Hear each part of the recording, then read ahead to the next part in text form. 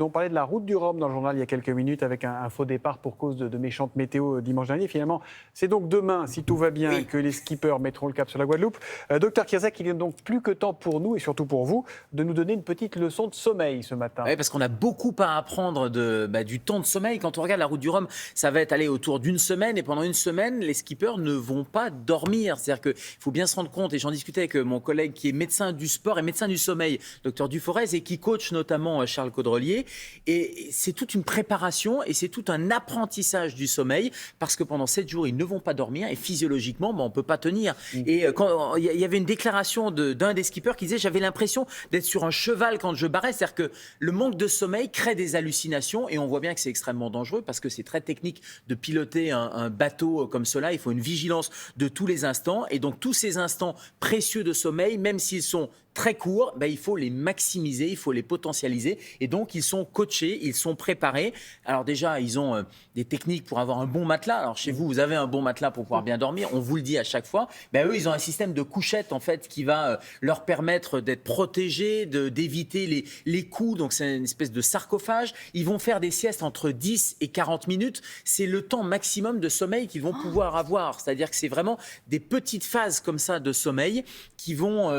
il faut tomber, j'allais dire, il faut s'endormir très vite pour récupérer très vite et pouvoir être dans un état de vigilance 40 minutes après. Et il faut faire des exercices de respiration. Et toutes ces techniques-là, finalement, on peut les faire à la maison. J'allais dire, si vous voulez dormir comme un skipper. Est-ce que nous, on peut, comme un des mortels qui ne prenons pas la route du Rhum, s'en inspirer pour mieux dormir? Julien, regardez, est-ce que vous avez un bon matelas déjà? J'ai un bon matelas. Bon, ça, c'est la première des choses. Avoir une bonne atmosphère de sommeil, un bon matelas, essayer de couper la lumière, ça, c'est déjà important. Les micro-siestes, alors évidemment, vous allez dormir, vous dormez 7 heures par nuit, plus ou moins quelque chose. Parfois, il vaut mieux faire une sieste de 40 minutes qu'une sieste de 2 heures, non ? Et j'allais dire, même on de doit 10, même. Ah oui. Et surtout, si on fait des mauvaises nuits, c'est bien le pouvoir récupérateur de la sieste qu'on va aller chercher. Et c'est ces siestes entre 10 et 40 minutes. Alors, le problème, c'est que celles et ceux qui nous regardent disent, oui, mais moi, quand je suis comme ça en début d'après-midi, je n'arrive pas à m'endormir rapidement. Donc, comment font les skippers pour s'endormir rapidement? Eh bien, c'est la troisième chose, ce sont les exercices de respiration. Et ça, c'est fondamental.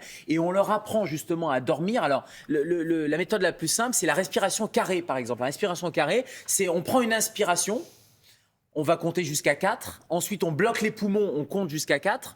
On expire, on bloque, on compte jusqu'à 4 aussi. Et on bloque poumon vide jusqu'à 4. Globalement, ça fait comme un carré. Inspiration, on bloque. Expiration, on bloque. Et ça vous permet, c'est des techniques de cohérence cardiaque, ça vous permet finalement de trouver relativement vite le sommeil. Donc, on fait ça en yoga aussi. Il y a plein de petites techniques marche comme pas ça. parce qu'on l'a fait, on dort pas ni l'un ni l'autre. Moi, je fais de la cohérence cardiaque, on en avait parlé aussi, vous savez, c'est la petite bille qui monte et qui descend Ouais. aussi. Ça permet de se concentrer sur sa respiration, de mettre en cohérence le cœur et la respiration, mais surtout, il y a beaucoup ça d'applications qui permettent de faire de la cohérence. Gratuite, c'est pas la peine d'aller dépenser des sommes folles. C'est gratuit, vous trouvez ça sur YouTube ou sur les réseaux sociaux. Et il y a l'auto-hypnose qui est très bien aussi, un site qui est très bien, qui est l'Institut français d'hypnose ericksonienne. Pareil, vous avez des petits tutos et ça permet de vous endormir rapidement, sur l'hypnose ericksonienne. Et ça vous permet vraiment de vous endormir le plus vite possible et pour un pouvoir récupérateur maximal. Juste très rapidement, question subsidiaire. Combien de temps on peut tenir sans dormir, docteur? 11 jours. 11 jours, le record, alors j'ai cherché évidemment, le record c'est 11 jours et 25 minutes. C'est exceptionnel parce que tout se détraque. Et évidemment, quand vous avez passé une mauvaise nuit, vous avez vos capacités d'attention psychique qui sont mauvaises, mais après, c'est le système cardiovasculaire, c'est le système métabolique. Alors, vous avez une irritabilité, des phases d'euphorie, de dépression, etc. Mais même le corps ne supporte pas et vous avez des problèmes métaboliques, de l'hypertension artérielle. Bref, la privation de sommeil, c'est mauvais, mais je suis sûr que Julia et Thomas, vous avez vos 7 heures de sommeil et surtout une régularité.